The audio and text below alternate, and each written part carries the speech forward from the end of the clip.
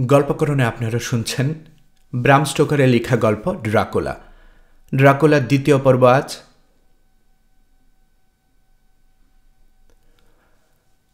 পরদিন মিনা এবং লুসি দেখতে গেল ঝড়ে জেটি বা পোতাশ্রয়ের কতটা ক্ষতি হয়েছে। সূর্যালোকিত ঝকঝকে একটা দিন, কিন্তু সাগরের দাপাদাপি এখনো কমেনি। বড় বড় ঢেউ আছড়ে পড়ছে বালুকা বেলায়। ভয়ানক এই ঝড়ের সময় জোনাথন সমুদ্রযাত্রা করেনি ভেবে মনে মনে স্বস্তি পেল মিনা। কিন্তু কোথায় সে? ও ভালো আছে তো? চিঠি লিখছে না কেন সে মিনাকে? ভুতুরে রুশ জাহাজের ক্যাপ্টেনের অন্ত্যেষ্টিক্রিয়ায় ওরা যোগ দিল। গোরস্থানে যে জায়গাটায় বসে মিনা এবং লুসি গল্প করে তার অনতি দূরে কবর দেওয়া হলো ক্যাপ্টেনকে।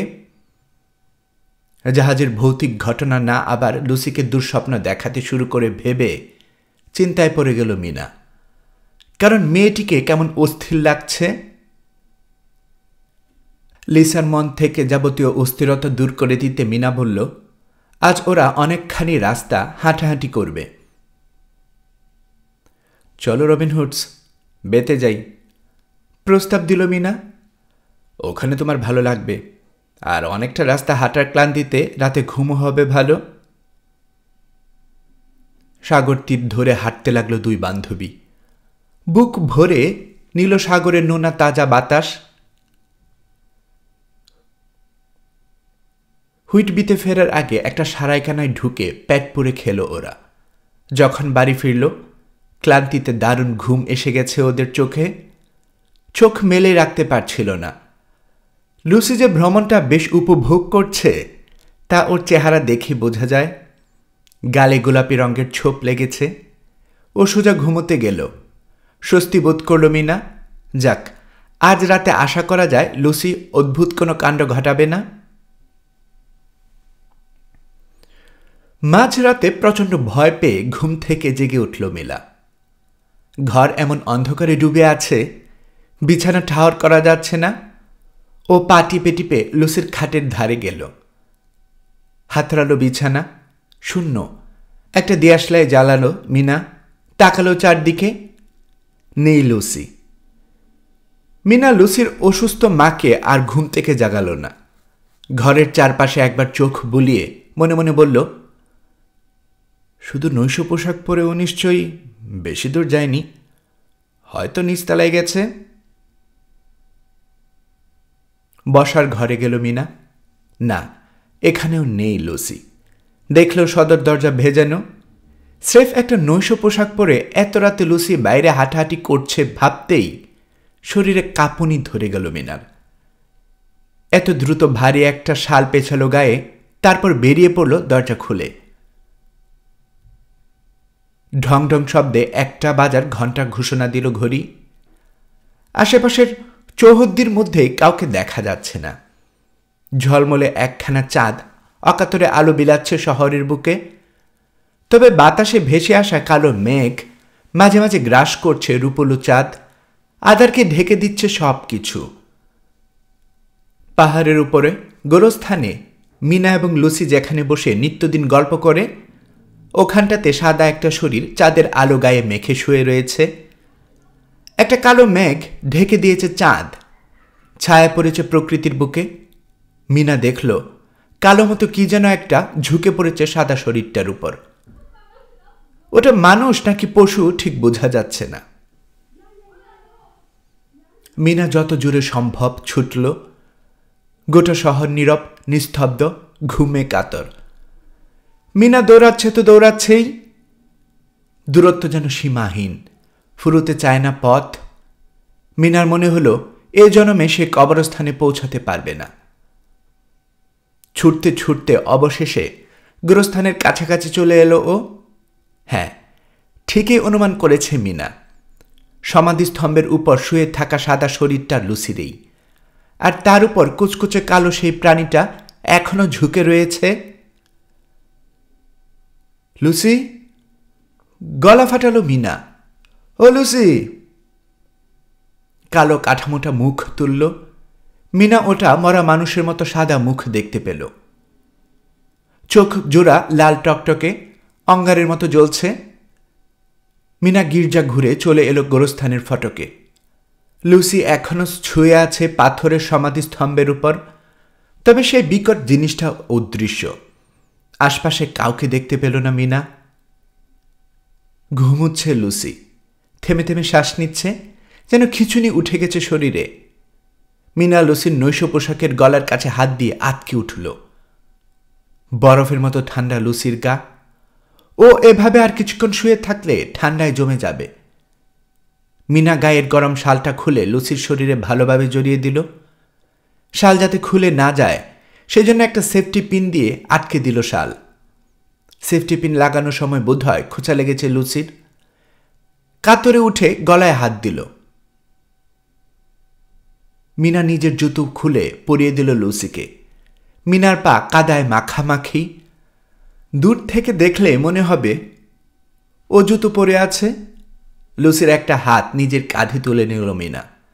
বাড়ি ফেরার পথে ওর গায়ে ঝুলে ঝুলে হাঁটতে লাগলো ঘুমন্ত লুসি। তবে একটু পরেই জেগে গেল ও। ভাবল ঘুমের ঘোরে হাঁটতে হাঁটতে এত দূরে এসে পড়েছে। মিনতি করল যেন এই ঘটনা মিনা কাউকে না বলে, এমনকি ওর মাকেও না।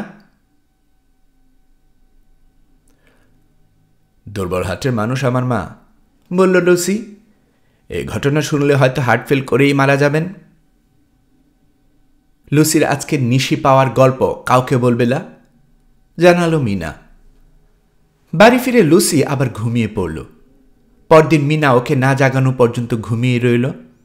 গতরাতের ঘটনা ওর উপর নেতিবাচক কোনো প্রভাব ফেলেনি, বরং লুসিকে আরও বেশি প্রাণবন্ত লাগল। মিনা লক্ষ্য করল সেফটি পিনের গুঁতোয় লুসির গলায় দুটি লালচে ক্ষতের সৃষ্টি হয়েছে। বান্ধবীর নৈশ পোশাকের কলারের রক্তের ফোঁটাও তার চোখ এড়াল না। অসাবধানে পিন ফুটিয়ে ফেলেছে। মিনা ক্ষমা চাইলে হেসে উঠল লুসি, বলল সে টেরও পায়নি। তবে লুসির নিশি পাওয়ার অর্থাৎ রাতের বেলা ঘুমের ঘুরে হাঁটাহাঁটির অভ্যাস কিন্তু দূর হল না। মিনা এখন শুধু দরজায় তালা মেরেই রাখে না, চাবিটি কবজিতে সুতোয় বেঁধে রাখে যাতে লুসি কোনোভাবেই বাইরে যেতে না পারে। এক রাতে ঘুম ভেঙে সে দেখে লুসি বিছানায় বসে আছে, জানালার বাইরে কি যেন দেখাচ্ছে আঙ্গুল তুলে। ওটা একটা বাদুর, বলল মিনা। জানালার বাইরে প্রকাণ্ড কালো একটা বাদুর ডানা ছটফটাচ্ছে। ওটা জানালার কাছের কাছে এসে খানিকটা ডানা ঝাপটালো, তারপর পাখা মেলে উড়ে গেল বিধ্বস্ত মঠ এবং ওটার পাশে গোরস্থানের দিকে। আরেকদিন ক্লান্ত লুসি তাড়াতাড়ি ঘুমাতে গেছে। মিনা চাঁদের আলোয় কিছুক্ষণ হাঁটাহাঁটি করতে বেরোলো। বাড়ি ফেরার পথে দেখল লুসি জানালায় হেলান দিয়ে আছে। মিনা লুসির দিকে ওর রুমাল নাড়ল, কিন্তু লুসি মিনাকে লক্ষ্য করেছে বলে মনে হলো না। ও আসলে জানালায় হেলান দিয়ে দাঁড়িয়ে দাঁড়িয়ে ঘুমাচ্ছিল। লুসির পাশে একটা বড় পাখি দেখতে পেল মিনা।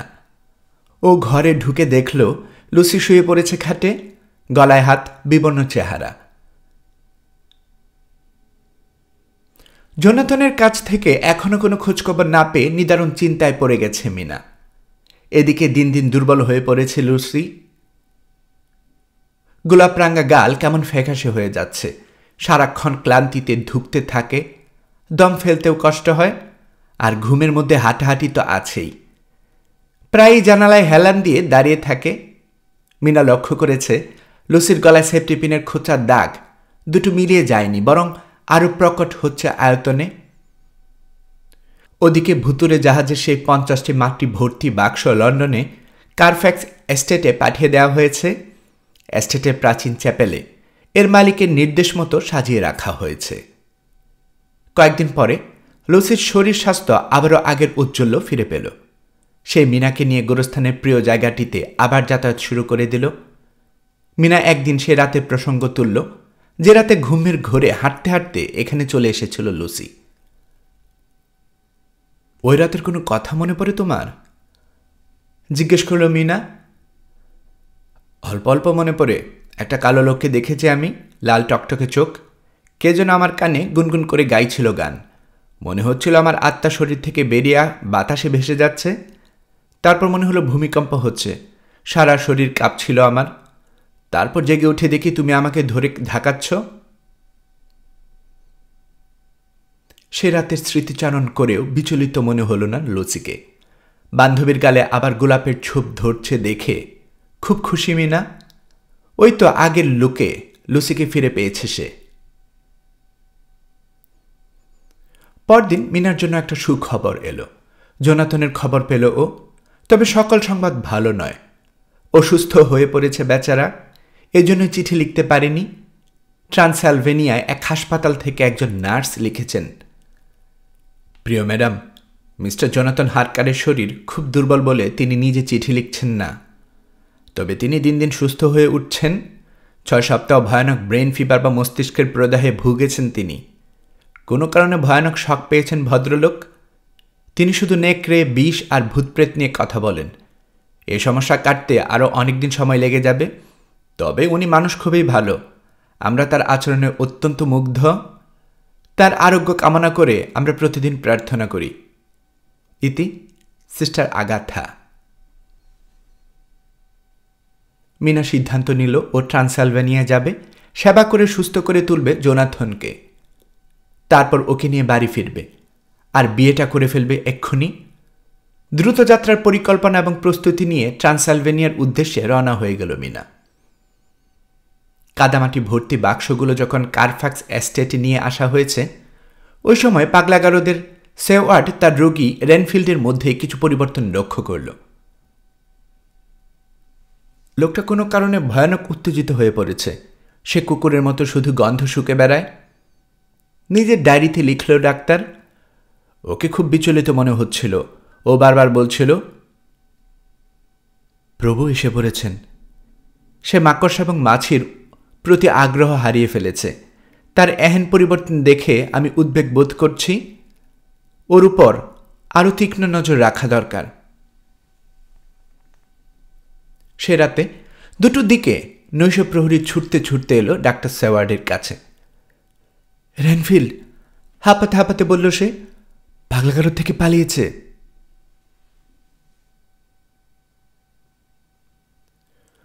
পাহারাদারদের সতর্ক থাকতে বলে নিজেই রেনফিল্ডের খোঁজে বেরিয়ে পড়ল ডক্টর সেওয়ার্ড। ও ভয় পাচ্ছে ভেবে যে পাগল লোকটা পাগলাগারদ থেকে পালিয়ে বাইরে চলে গেলে না জানে কি দক্ষযজ্ঞ বাঁধিয়ে বসে। ওই যে ও, পাহারাদারদের উদ্দেশ্যে চিৎকার করে উঠল ডাক্তার। রেনফিল্ডকে এক ঝলক দেখতে পেয়েছে সে। পাগলাগারদের উঁচু দেয়াল বেয়ে উঠছে উন্মাদটা। তারপর এক লাফে মাটিতে নেমেই ছুটল কারফ্যাক্স এস্টেটের অভিমুখে। ডক্টর সেওয়ার্ড একটা মই এনে দেয়াল বাইল। দেখল রেনফিল্ড বাড়ির কিনারের দিকে যাচ্ছে। শরীরটা সামনের দিকে ঝুঁকে রয়েছে। ওর পিছু নিল ডাক্তার। পাগলটা প্রাচীন চ্যাপেলের দরজার সামনে এসে হাজির হল। বিড়বিড় করে আপন মনে কথা বলছে। সাবধানে পা বাড়ালো ডক্টর সেওয়ার্ড, যাতে তার রোগী তাকে দেখে চমকে না যায়। রেনফিল্ডের কাছাকাছি এসেছে সে। শুনল উন্মাদ লোকটা বলছে, আমি আপনার আহ্বানে এসেছি প্রভু, প্রভু, আমি আপনার ভৃত্য। এদিকে পাহারাদাররা এসে পড়েছে। তারা ঝাঁপিয়ে পড়ল রেনফিল্ডের উপর। ছাড়া পাবার জন্যে বুনো জন্তুর মতো পাহারাদারদের সঙ্গে লড়াই করল সে। কিন্তু অতগুলো তাগড়া লোকের সঙ্গে একা পেরে উঠবে কি করে? ওরা রেনফিল্ডকে ঠেসে ধরে স্টেট জ্যাকেট, উন্মাদরা যাতে পালিয়ে যেতে না পারে সেজন্য লম্বা হাতওয়ালা এক ধরনের জামা দিয়ে এদেরকে বেঁধে রাখা হয়, পরিয়ে দিল। পাহারাদাররা রেনফিল্ডকে নিয়ে এলো পাগলাগারদে। দেয়াল এবং মেঝেতে প্যাড লাগানো একটা ঘরে ঢোকালো। দেয়াল কিংবা মেঝের মাথায় ঠুকে যাতে আত্মহত্যা করতে না পারে রেনফিল্ড, সেজন্য গোটা ঘরে প্যাড লাগানোর ব্যবস্থা করা হয়েছে। দেয়ালের সঙ্গে শিকল দিয়ে বেঁধে রাখা হলো তাকে। সে মেঝে বসে আপন মনে বিড়বিড় করতে লাগল, আমি ধৈর্যহারা হব না প্রভু। ডাক্তার সেওয়ার্ড স্বস্তির নিঃশ্বাস ফেলল। যাক, বাঁচা গেল। এমন ভয়ঙ্কর একটা পাগলকে শেষ তক পাকড়াও করা গেছে। না হলে কত লোকের যে মাথা ফাটাতো রেনফিল্ড কে জানে। মিনা ট্রান্সঅ্যালভেনিয়ায় চলেছে। প্রথমে জাহাজে, তারপর ট্রেনে চড়ে সে পৌঁছে গেল গন্তব্যে। জোনাথনকে দেখে তার মন খুব খারাপ হয়ে গেল। বেচারা শুকিয়ে একদম কাঠ। বিবর্ণ চেহারা, ভীষণ দুর্বল শরীর। অনেক কিছু সে মনে করতে পারছে না। মিনা বুঝতে পারছিল জোনাথনের জীবনে এমন কিছু ঘটেছে যার ফলে ভয়ানক মানসিক আঘাত পেয়ে তার এরকম দশা। নার্সরা মিনাকে বলেছে জোনাথন ভূত প্রেত, দত্তি, দানুর কথা বলে, কিন্তু কেন বলে তারা জানে না। মিনা প্রিয়তমা, বলল জোনাথন। কি ঘটেছে মনে করার চেষ্টা করলে আমার মাথাটা কেমন চক্কর দিয়ে ওঠে। জানি না যা ঘটেছে তা সত্যি বাস্তব ছিল কি না, নাকি কেবলই উন্মাদদের স্বপ্ন ছিল। আমাকে কথা দাও, তুমি আমাকে ছেড়ে যাবে না, বিয়ে করবে আমাকে। কথা দিচ্ছি আমি তোমাকে ছেড়ে যাব না, বলল মিনা। আর ধর্মযাজকদের খবর দিয়েছি, উনি এলেই আজই আমরা বিয়ে করব। জোনাথন এবং মিনা খুব দ্রুত তাদের বিয়েটা সেরে ফেলল। মিনা ইংল্যান্ডে তার বান্ধবীকে চিঠি লিখল। সুপ্রিয় লুসি, আমি এখন মিসেস হারকার। আমি এখন খুব সুখী। জোনাথন তার জীবনে ঘটে যাওয়া ভয়ঙ্কর অভিজ্ঞতাগুলো সম্পর্কে আমাকে এখনও কিছু বলেনি। ও এখনও সুস্থিরভাবে কোনো কিছু চিন্তা করতে পারে না, কেমন জট পাকিয়ে যায়। আজ কি বার কিংবা এটা কোন সাল মনে থাকে না ওর। তবে আস্তে আস্তে সুস্থ হয়ে উঠেছে সে। জোনাথনকে বিয়ে করে আমি যেমন সুখী হয়েছি, আর্থারকে বিয়ে করেও তুমি নিশ্চয়ই তেমনই সুখী হবে। আজ আর নয়, তোমার প্রিয় বান্ধবী মিনা। লুসি মিনার খবর জেনে খুব খুশি হল। ওর শরীর আগের চেয়েও ভালো। আজকাল ও রাতের বেলা ঘুমের ঘুরে হাঁটাহাঁটি করে না। আর্থার প্রায় ওকে দেখতে আসে। আর মাসখানেক পরেই ওদের বিয়ে।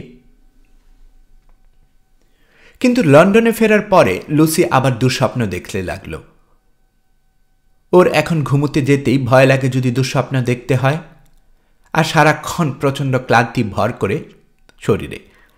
এক রাতে লুসির ঘুম ভেঙে গেল জানালার খসখস শব্দে, জানালার কাছে ডানা ঝাপটানোর আওয়াজ। লুসি দিন দিন ভয়ানক দুর্বল হয়ে যেতে লাগল। চেহারা রক্তশূন্য, শ্বাস নিতে খুব কষ্ট হয় ওর।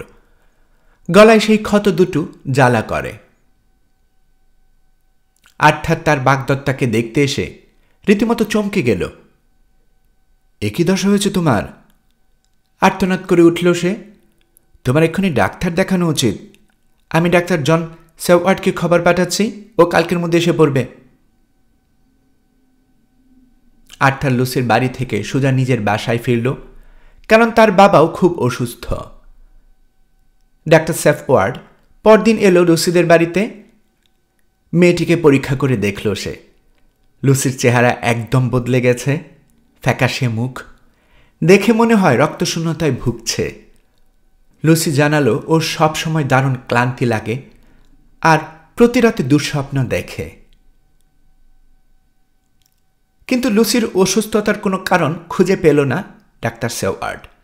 ও অসুস্থ খুব রহস্যজনক মনে হলো তার কাছে। লুসিকে ডাক্তার আর্থারের চেয়ে কোনো অংশে কম ভালোবাসে না সে। লুসির জন্য তার খুব চিন্তা হলো। আমি আমার প্রিয় শিক্ষক প্রফেসর ভ্যান হেলিংসের সঙ্গে যোগাযোগ করছি, আর্থারকে চিঠিতে জানালো ডাক্তার। উনি ইংল্যান্ডে থাকেন। উনি এ যুগের অন্যতম শ্রেষ্ঠ বিজ্ঞানী, খুব দয়ালু এবং ভালো মানুষ। লুসির রহস্যময় রোগটি তিনি হয়তো বুঝতে পারবেন। পাগলাগারদে রেনফিল্ডের রকম সকম তাজ্জব করে তুলল ডাক্তার সেওয়ার্ডকে। মাঝে মাঝে রেনফিল্ড ভয়ানক হিংস্র হয়ে ওঠে, আবার কখনো কখনো একদম চুপচাপ এবং শান্ত থাকে। দিনের বেলা তার উত্তেজনা বৃদ্ধি পায়, রাতের বেলা ঠান্ডা। রেনফিল্ডের গা থেকে স্ট্রেট জ্যাকেট খুলে নেওয়া হলো, কারণ তার পাগলামি আগের চেয়ে কমেছে। এ সুযোগে আবার পালালো সে। ডাক্তার জানত রেনফিল্ডকে কোথায় পাওয়া যাবে। কারফ্যাক্সের প্রাচীন চ্যাপেলে। পাহারাদাররা পাকড়াও করতে এলে তাদের সঙ্গে একচুট মারামারি হয়ে গেল রেনফিল্ডের। হঠাৎ শান্ত হয়ে গেল সে। তাকিয়ে আছে আকাশের দিকে, দেখছে একটা কালো বাদর উড়ে যাচ্ছে। আমাকে চ্যাংধোলা করে নিয়ে যাবার দরকার নেই, বলল রেনফিল্ড। আমি হেঁটে যেতে পারবো। পরদিন হাজির হলেন প্রফেসর ভ্যান হেলসিং। ডাক্তার সেওয়ার্ডের সঙ্গে চললেন তার রোগিণীকে দেখতে। লুসিকে দেখে তিনি চমকে গেলেন। কেন এসেছেন তা অবশ্য ওকে জানালেন না।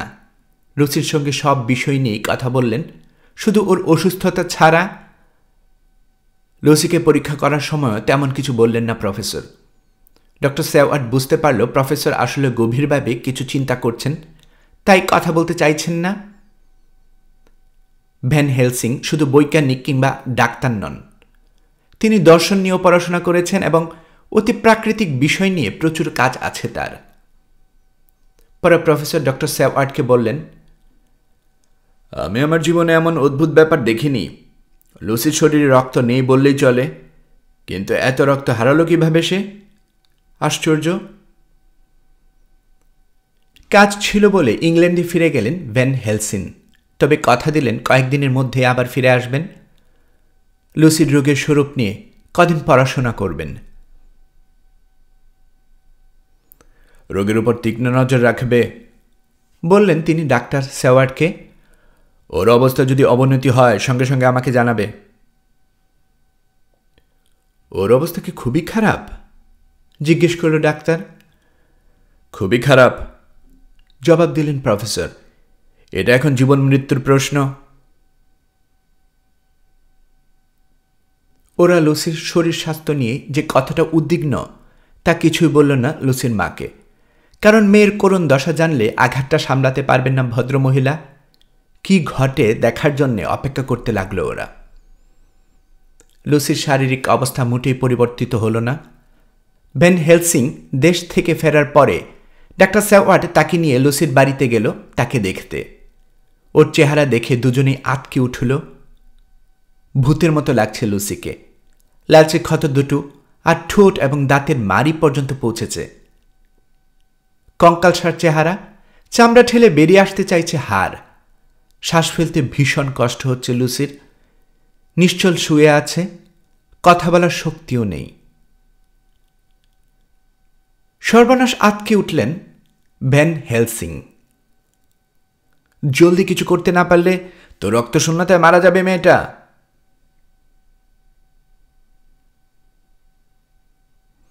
নষ্ট করার মতো সময় একদম নেই বললেন ভ্যান হেলসিং।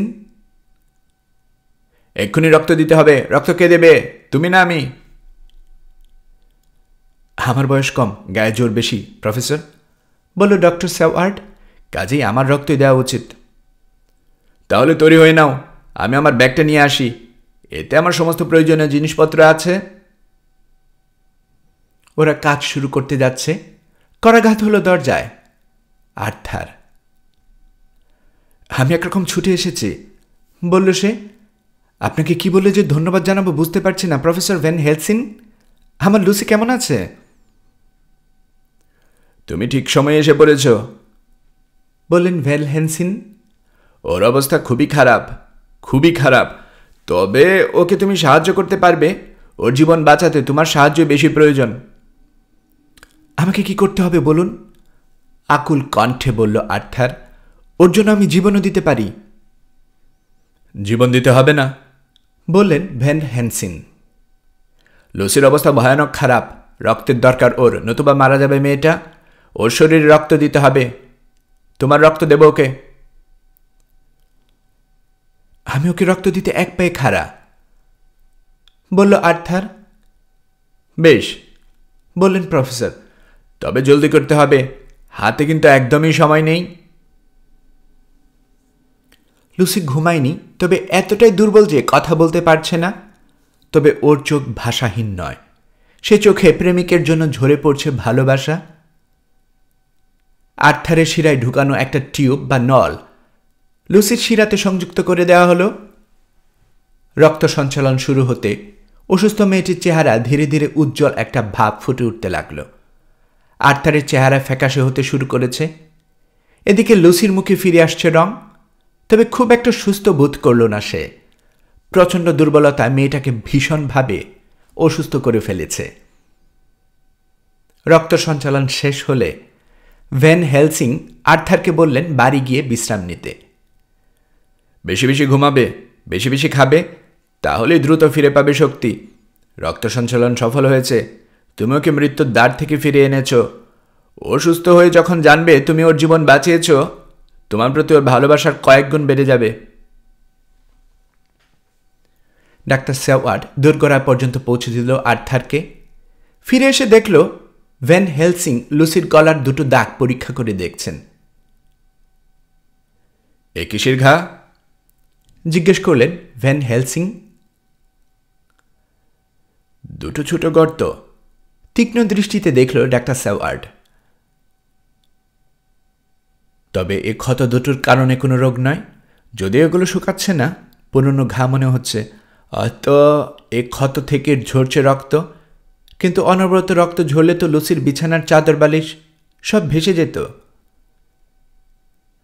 ব্যাপারটা আমার ভালো ঠেকছে না, বললেন ভ্যান হেলসিং। আমি আবার ইংল্যান্ডে যাব কিছু বইপত্র নিয়ে আসতে। তুমি কিন্তু একদম লুসির কাজ ছাড়া হবে না। রাত জেগে ওকে পাহারা দেবে। খবরদার, ঘুমানো চলবে না। লুসিকে এক মুহূর্তের জন্য চোখের আড়াল করবে না। কেন? খারাপ কিছু ঘটার আশঙ্কা করছেন? প্রশ্ন করল ডাক্তার সেওয়ার্ড। এখনই কিছু বলতে পারছি না। আমি যা বললাম সেভাবে কাজ করো।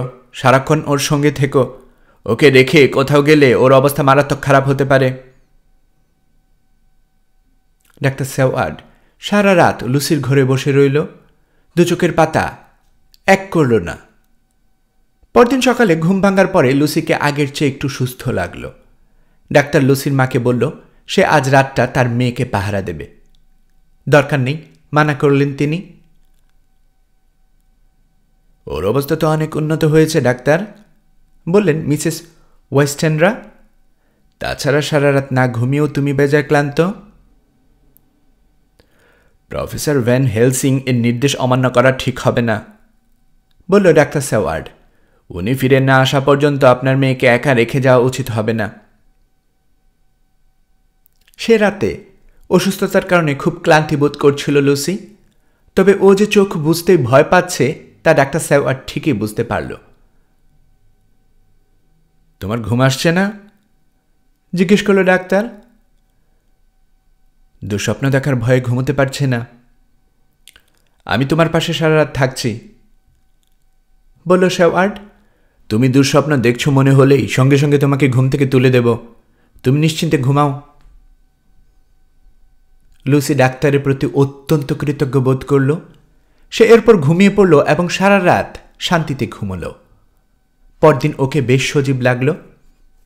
দিনের বেলা ডাক্তার সেওয়ার্ডকে পাগলাগারদে যেতে হয় ডিউটি করতে। দিনের শেষে কুকুরের মতো ক্লান্ত হয়ে পড়ে সে। আমার জন্য সারাক্ষণ বসে থাকতে হবে না, বলল লুসি। আমি এখন ভালোই আছি। তুমি পাশের ঘরে গিয়ে শুয়ে থাকো। কোনো কিছু দরকার হলে আমি ডাকবো তোমাকে, তখন চলে এসো। লুসির জেদের কাছে হার মানল ডাক্তার সেওয়ার্ড। সে পাশের ঘরের সোফায় গিয়ে হাত পা টান টান করে শুয়ে পড়ল। ক্লান্ত শরীরে দ্রুত নেমে এলো ঘুম। পরদিন সকালে প্রফেসর ভ্যান হেলসিং ফিরলেন হল্যান্ড থেকে। তিনি ঘুম থেকে জাগালেন ডক্টর সেওয়ার্ডকে। তোমার রোগী কেমন আছে? ভালো, জবাব দিল ডাক্তার। ওর শরীর দিন দিন উন্নতি করছে। চলো তো একবার দেখে আসি। লুসির ঘরে ঢুকেই কালো হয়ে গেল প্রফেসরের মুখ। ওহ মাই গড, হাই হাই করে উঠলেন তিনি। লুসি শুয়ে আছে বিছানায়, শ্বাস নিচ্ছে না বললেই চলে। মুখটা মরা মানুষের মতো সাদা, আগের চেয়ে অনেক বেশি দুর্বল হয়ে পড়েছে। চোয়াল ঢুকে গেছে ভেতরে, উল্টে গেছে ঠোঁট, দেখা যাচ্ছে মাড়িসহ দাঁত। আমাদের সব পরিশ্রমে গেথা গেল, বললেন প্রফেসর। জলদি ওর শরীরে আবার রক্ত দিতে হবে। এবারে তিনি ডক্টর সেওয়ার্ডের শরীর থেকে রক্ত নিলেন। লুসিকে রক্ত দিতে পেরে মনে মনে খুশি হল সেওয়ার্ড। সেও লুসিকে খুব ভালোবাসে। তবে রক্ত দিয়ে দুর্বল হয়ে পড়ল সে, ঝিমঝিম করছে মাথা। কিন্তু প্রফেসর, ও এত রক্ত হারালো কি করে? শরীরে রক্তক্ষরণের তো কোনো চিহ্ন নেই, শুধু গলার দুটো পিন ফোটা দাগ ছাড়া। লুসির যখন জ্ঞান ফিরল তখনও সে যথেষ্ট দুর্বল। ভ্যান হেলসিং ডাক্তার সেওয়ার্ডকে বললেন আজ রাতটা তিনি লুসির সঙ্গে থাকবেন। ও এরকম অসুস্থ হয়ে পড়েছে কেন? প্রশ্ন করল শেওয়ার্ড। এরকম ঘটনা আমার জীবনে এই প্রথম। সে ব্যাখ্যা আমি তোমাকে পড়ে দেব, জবাব দিল প্রফেসর। সে রাতে প্রফেসর ভ্যান হেলসিং লুসির শিয়রের পাশে জেগে থেকে ওকে সারা রাত পাহারা দিল। লুসির মুখখানা তিনি তীক্ষ্ণ দৃষ্টিতে পরখ করলেন। পরদিন কতগুলো সাদা ফুল নিয়ে ঢুকলেন লুসির ঘরে। মাই ডিয়ার, এগুলো তোমার জন্য, বললেন ভ্যান হেলসিং। ধন্যবাদ প্রফেসর, বলল লুসি, কিন্তু এসবের আবার কি দরকার ছিল? এগুলো কোনো উপহার নয়, বললেন প্রফেসর। ফুলগুলো গন্ধ শুকো। গন্ধ শুকল লুসি, হেসে উঠল। এ তো রসুন। রসুন দিয়ে কি হবে? আপনি কি আমার সঙ্গে মজা করছেন? শক্ত হল ভ্যান হেলসিংয়ের চোয়াল, কুচকে গেল ভ্রু, দৃষ্টিতে ফুটল রাগ। আমি মজা করি না। এই ফুলগুলো আমার আনার পেছনে নিশ্চয়ই কারণ আছে। তোমাকে যা যা করতে বলবো করবে, আমার হুকুম অমান্য করা চলবে না। প্রফেসরের ক্রুব্ধ কণ্ঠ চমকে দিল লুসিকে। বাড়াবাড়ি হয়ে গেছে বুঝতে পেরে প্রফেসর সামলে নিল নিজেকে। লুসিকে নরম গলায় বুঝালেন রসুনগুলো আনা হয়েছে ওর ভালোর জন্যই, ওগুলো আসলে এক ধরনের ঔষধ। তারপর তিনি ঘরের সব জায়গায় বিছিয়ে দিতে লাগলেন রসুন। শক্ত করে জানালা বন্ধ করে ফাঁকফু করে রসুন গুজে দিলেন। রসুনের মালা ঝুলিয়ে রাখলেন দরজার উপরে এবং ফায়ারপ্লেসের দুই পাশে। রসুনের একটা মালা তিনি লুসির গলায় পরিয়ে দিলেন। প্রফেসর, বলল ডাক্তার শেওয়ার্ড, আপনি তন্ত্রমন্ত্র দিয়ে ভূত তাড়াচ্ছেন নাকি? হতে পারে সেরকম কিছু একটা, জবাব দিলেন ভ্যান হেলসিং। লুসির দিকে ফিরে বললেন, গলার রসুনের মালা কোনোভাবেই খুলবে না। আজ রাতে ঘরের কোনো জানালা খোলা যাবে না, মনে থাকবে? জি, বলল লুসি, মনে থাকবে। আপনাদের দুজনকে অনেক অনেক ধন্যবাদ। চলে যাওয়ার সময় প্রফেসর ডাক্তার শেওয়ার্ডকে বললেন, আজ রাতটা নিশ্চিন্তে ঘুমোতে পারো। আজ রাতে লুসির কেউ কোনো ক্ষতি করতে পারবে না। ঘুমিয়ে পড়ল লুসি। রসুনের মালা ওকে শান্তিতে ঘুমোতে দিল। ওই রাতে আর দুঃস্বপ্ন দেখল না লুসি। পরদিন বেশ সকাল সকাল ডাক্তার শেওয়ার্ডকে নিয়ে লুসির বাড়িতে চলে এলেন প্রফেসর ভ্যান হেলসিং। লুসির মা ইতিমধ্যে উঠে পড়েছেন ঘুম থেকে। অবশ্য তিনি ভোর হওয়ার সঙ্গে সঙ্গে জেগে যান। লুসি আজ ভালোই আছে, বললেন তিনি। এখনো ঘুমোচ্ছে। আমি এক পলক দেখে এসেছি ওকে, তবে ওকে আর জাগাইনি। যতক্ষণ ইচ্ছা ঘুমোক। আপনাদের জন্য মেয়েটা আমার শান্তিতে একটু ঘুমোতে পারছে। আপনাদের যে কি বলে ধন্যবাদ দেব। ধন্যবাদ দিতে হবে না, দু হাতের তালু ঘষতে ঘষতে বললেন প্রফেসর। ডাক্তার শেওয়ার্ডের দিকে তাকালেন। আমার সাবধানতা কাজ হয়েছে। এবারে হয়তো লুসির অসুস্থতার কারণটা জানা যাবে। তবে লুসির নিশ্চিন্তে নিদ্রার পেছনে আমারও কিছু সামান্য ভূমিকা আছে, বললেন লুসির মা। কিরকম? জিজ্ঞেস করলেন প্রফেসর। গতরাতে লুসির জন্য খুব চিন্তা হচ্ছিল আমার, তাই ওর ঘরে যাই উকি মেরে দেখে আসতে কি করছে আমার মেয়ে। দেখি গভীর নিদ্রায় মগ্ন লুসি। আমি ঘরে ঢুকেছি, অথচ টের পাইনি। তবে ঘরটায় কেমন একটা ঘুমুট গন্ধ। লক্ষ্য করলাম সারা রাত সারা ঘরে রসুন ছড়ানো, এমনকি ওর গলাতেও ঝুলছে রসুনের মালা। লুসির শরীর এমনিতেই দুর্বল, এর মধ্যে রসুনের ঝাঁঝালো গন্ধে নিঃশ্বাস নিতে ওর নিশ্চয়ই খুব কষ্ট হচ্ছে ভেবে আমি ওর গলা থেকে রসুনের মালা খুলে নিই এবং তাজা বাতাসের জন্য খুলে দিই জানালা। কি কাজটা ঠিক করিনি?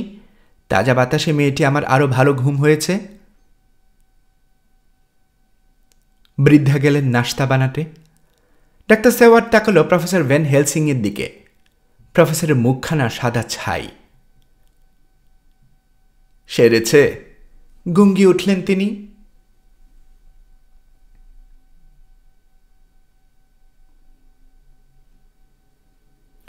আমরা মেয়েটার জন্য কত কষ্ট করলাম, আফসোসের সুরে চেঁচিয়ে উঠলেন ভ্যান হেলসিং। আর আমাদের সব পরিশ্রম ব্যর্থ করে দিলেন লুসির মা। তাকে বলতেও পারবে না যে তিনি মেয়ের কি সর্বনাশ করেছেন। সর্বনাশ মানে? প্রশ্ন করল ডাক্তার স্যাওয়ার্ড। কিসের সর্বনাশ? এত কিছু ব্যাখ্যা করার সময় নেই, বললেন ভ্যান হেলসিন। আমার সঙ্গে এসো, শয়তান তাড়াতে হবে। মেডিকেল ব্যাগ নিয়ে তিনি ছুটলেন। ডাক্তার স্যাওয়ার্ডকে নিয়ে চলে এলেন দোতলায়। এখানে লুসির শোবার ঘর। ঘরে ঢুকে যে দৃশ্য দেখলেন প্রফেসর, তাতে মোটেই অবাক হলেন না। লুসির চেহারা শুকিয়ে আমসি হয়ে গেছে, মোমের মতো চকচক করছে চামড়া। এতটা অসুস্থ আগে কখনো লাগেনি লুসিকে। হাতে সময় খুবই কম, বললেন ভ্যান হেলসিন। আবার রক্ত দিতে হবে, তোমার শরীর দুর্বল, এবারে আমি দেব। ডাক্তার স্যাওয়ার্ড রক্ত সঞ্চালনের কাজটি করল। ভ্যান হেলসিংয়ের রক্ত লুসির শিরায় ঢুকল। মেয়েটার চেহারায় আবার ফিরে এলো উজ্জ্বলতা, নিঃশ্বাস প্রশ্বাস হয়ে উঠল স্বাভাবিক। ভ্যান হেলসিং লুসির মাকে বললেন তার অনুমতি ছাড়া মিসেস ওয়েস্টার্নরা যেন লুসির ঘর থেকে কোনো কিছু না সরান। ওর ঘরে রসুন বিছানো হয়েছে ওর চিকিৎসার জন্যে, ব্যাখ্যা দিলেন প্রফেসর। এতে মেয়েটা সুস্থ হয়ে উঠবে। পরবর্তী কয়েকটা রাত ভ্যান হেলসিন লুসিকে পাহারা দিয়ে রাখলেন। লুসি এক কটি রাত ঘুমোতে পারল শান্তিতে। তার মনে হচ্ছিল দীর্ঘ দুঃস্বপ্ন দেখার পরে ও যেন ঘুম ভেঙেছে। যে প্রচণ্ড ভীতি ওকে তাড়িয়ে বেড়াচ্ছিল সে কথা লুসি এখন প্রায় মনেই নেই। মনে হচ্ছে ওগুলো দূর অতীতের কথা। রসুনের গন্ধ আগে সহ্য করতে না পারলেও এখন এতে অভ্যস্ত হয়ে গেছে লুসি। এক রাতে ঘুম ভেঙে গেল লুসির। দেখল প্রফেসর ভ্যান হেলসিং নাক ডেকে ঘুমোচ্ছেন। ওর জানালার কাছে ক্ষুব্ধ ভঙ্গিতে কিছু একটা ডানা ঝাপটাচ্ছিল। কিন্তু এবারে আর ভয় পেল না লুসি, ঘুমিয়ে পড়ল আবার। ওই একই সময় শহরে একটা অদ্ভুত ঘটনা ঘটল। লন্ডন চিড়িয়াখানার তত্ত্বাবধায়ক এক রাতে হঠাৎ সচকিত হয়ে উঠল নেকড়ের খাঁচা থেকে ভেসে আসা তীব্র এক হুঙ্কারে। কি হয়েছে দেখতে ছুটে গেল সে। দেখল খাঁচার সামনে দাঁড়িয়ে আছে তাল গাছের মতো লম্বা রোগা পাতলা এক লোক। জানোয়ারটার দিকে এক দৃষ্টিতে তাকিয়ে রয়েছে। লোকটার চেহারা দেখলেই বোঝা যায় এ ভালো মানুষ নয়। শীতল একটা ভাব ফুটে আছে মুখে, চোখজোড়া অঙ্গারের মতো জ্বলছে। নেকড়েগুলোকে দেখছি খুব উত্তেজিত হয়ে পড়েছে, মন্তব্য করল লোকটা। হয়তো আপনাকে দেখে উত্তেজিত হয়ে পড়েছে, বলল তত্ত্বাবধায়ক। লোকটাকে প্রথম দর্শনেই অপছন্দ হয়েছে তার। আরে না, আমি কেন ওদেরকে উত্তেজিত করতে যাব, বলে হাসল লোকটা। তার মুখ ভর্তি সাদা ধারালো দাঁত। কথা বলতে বলতে নেকড়ের খাঁচার দিকে এগিয়ে গেল সে। হাত ঢুকিয়ে দিল ভেতরে। নেকড়েটা সঙ্গে সঙ্গে শুয়ে পড়ল মেঝেতে। লোকটা বাড়ানো হাত দিয়ে চুলকে দিল জানোয়ারটার কান। নেকড়েরা আমাকে পছন্দ করে, বলল সে। আপনি কি চিড়িয়াখানায় কাজ টাজ করেন নাকি, জিজ্ঞেস করল তত্ত্বাবধায়ক। না, জবাব দিল লোকটা। তবে আমার অনেক পোষা নেকড়ে আছে, বলে মাথার হ্যাট টেনে টেনে ঠিক করে চলে গেল সে। সে রাতে চিড়িয়াখানার সবচেয়ে বড় নেকড়েটি পালিয়ে গেল। তত্ত্বাবধায়ক দেখল খাঁচার গারদ বাঁকানো এবং নেকড়ে অদৃশ্য। ওই রাতে চিড়িয়াখানার অচেনা কোনো মানুষকে কেউ ঢুকতে দেখেনি। তবে একজন পাহারাদার জানালো সে ধূসর রঙের প্রকাণ্ড একটা জানোয়ার দেখেছে, বোধহয় কুকুর। সারা লন্ডন শহর খবর ছড়িয়ে পড়ল চিড়িয়াখানা থেকে একটা নেকড়ে পালিয়ে গেছে। শহরের বাচ্চারা খুব ভয় পেয়ে গেল। তারা আর ঘর থেকে বেরোবার সাহস পেল না। তবে পরদিন নেকড়েটি আবার ফিরে এলো চিড়িয়াখানায়। কেউ জানে না সে কোথায় গিয়েছিল। তত্ত্বাবধায়ক লক্ষ্য করল নেকড়েটার গা কাছের আঘাতে কেটে গেছে। যে রাতে নেকড়েটি চিড়িয়াখানা থেকে পালিয়েছিল সে রাতে লুসি যথারীতি গলার রসুনের মালা জড়িয়ে ঘুমাতে গেল। মাঝরাতে জানালার থাবা আঁচড়ানোর পরিচিত খসখস শব্দে তার ঘুম ভেঙে গেল। হুইটবিতে রাতের বেলা ঘুমের ঘোরে হাঁটার সময় থেকে এ শব্দ শুনে আসছে সে। আবার চোখ বুঝতে ভয় লাগলো লুসির। যদি দুঃস্বপ্ন দেখে, জেগে থাকার চেষ্টা করল ও, কিন্তু প্রচণ্ড ঘুমে বুজে আসছে চোখ। একা একা খুব ভয় লাগছে ওর। ও দোরগড়ায় গিয়ে হাঁক ছাড়ল, কেউ আছো? কেউ সাড়া দিল না। বাইরে ঝোপের আড়াল থেকে ভেসে এলো একটা চিৎকার। মনে হচ্ছে কুকুর ডাকছে, তবে ডাকটা অনেক বেশি গভীর এবং ভয়ঙ্কর। জানালার সামনে গেল লুসি, তাকালো, কিছুই দেখতে পেল না। শুধু জানালার কাছে এসে ডানা ঝাপটাচ্ছে প্রকাণ্ড একটা বাদুড়। বিছানায় ফিরে এলো লুসি। 1 মিনিট পরে খুলে গেল ওর ঘরের দরজা। ওর মা। তোকে নিয়ে খুব দুশ্চিন্তা হচ্ছিল রে মা, বললেন মিসেস ওয়েস্টার্নরা। দেখতে এলাম তুই ঠিকঠাক আছিস কিনা। মার আবার ঠান্ডা লেগে না যায় ভেবে উৎকণ্ঠা বোধ করল লুসি। মাকে বলল বিছানায় এসে ওর সঙ্গে শুতে। দুজনে একসঙ্গে শুনলে আর শীত করবে না। জানালায় আবার সেই খরমর আওয়াজ হল। লুসির মা আঁতকে উঠলেন। ওটা কি? দুজনে একেবারে ঝোপ থেকে ভেসে আসা নিচু গলার ভয়ঙ্কর ডাকটা শুনতে পেল। হঠাৎ জানালার কাচ ভেঙে চুরমুর হয়ে গেল। বাতাসে পতপত করে উঠতে লাগলো পর্দা। বিদ্যুৎ গতিতে ঘরে ঢুকে পড়ল ধূসর রঙের একটা প্রকাণ্ড নেকড়ে। ভয়ে চিৎকার করে উঠলেন লুসির মা। আত্মরক্ষার জন্য বাড়িয়ে দিলেন হাত, কোনো অস্ত্রটস্ত্র পাওয়া যায় কি না। তার হাত বাড়ি খেল লুসির গলার ঝুলতে থাকা রসুনের মালায়। প্রফেসর ভ্যান হেলসিং লুসিকে বারবার সাবধান করে দিয়েছিলেন এ মালা যেন সে ভুলেও গলা থেকে না খোলে। লুসির মার হাতের খোঁচায় রসুনের গলাটা ছিঁড়ে গেল। তিনি চট করে উঠে বসলেন বিছানায়, হাত তুললেন ভয়ঙ্কর জানোয়ারটার দিকে। একটা অদ্ভুত ঘরঘরে আওয়াজ বেরিয়ে এলো তার গলা থেকে। তারপরে বিছানায় এলিয়ে পড়লেন, যেন বজ্রপাত হয়েছে মাথায়। লুসির মাথার সঙ্গে বাড়ি খেল ওর মার মাথা। কয়েক মুহূর্তের জন্য চোখে সর্ষে ফুল দেখল লুসি। ঘরটা যেন বুবু করে ঘুরছে চারপাশে। জানালা দিয়ে অসংখ্য আলোকবিন্দু ঢুকে পড়ল ঘরে। লুসি নাড়াচড়ার শক্তি হারিয়ে ফেলেছে। ওর মা ঢলে পড়ে আছে ওর গায়ের উপর। মারা গেছেন বৃদ্ধা।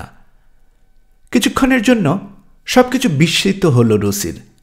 হারিয়ে ফেলল জ্ঞান। জ্ঞান ফিরে পাবার পরে লুসি শুনতে পেল চারদিকে ডাকছে নেকড়ের দল। একটা ঘণ্টা বাজছে।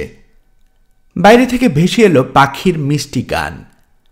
লুসির মনে হলো ওটা পাখি নয়, তার মৃত মা ওকে মধুর স্বরে ডাকছেন। লুসিদের 2 ভৃত্য ছুটে এলো। লুসির মার লাশটা লুসির গায়ের উপর থেকে সরিয়ে নিয়ে একটা চাদর দিয়ে ঢেকে দিল।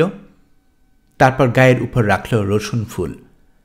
ভ্যান হেলসিং কি বলেছিলেন মনে পড়ল লুসির, তবে সে মার শরীর থেকে রসুন সরাল না। ভৃত্য দুটো লুসির মার লাশ চাদর দিয়ে ঢেকে রেখেই সেই যে গেছে, আর আসার নাম নেই। লুসি ওদের খোঁজে চলল। দেখল দুজনেই মদ খেয়ে ভুবু করে ঘুমোচ্ছে। লুসি এখন তার মৃত মাকে নিয়ে একা। জানালা বন্ধ করার উপায় নেই, কারণ ভেঙে গেছে কাচ। বাইরে নেকড়েরা নিচু গলায় গজরাচ্ছে। ভীষণ ভয় পেল লুসি। এখন সে কি করবে? যাই ঘটুক না কেন, ওর বসে বসে দেখা ছাড়া আর কোনো উপায় নেই।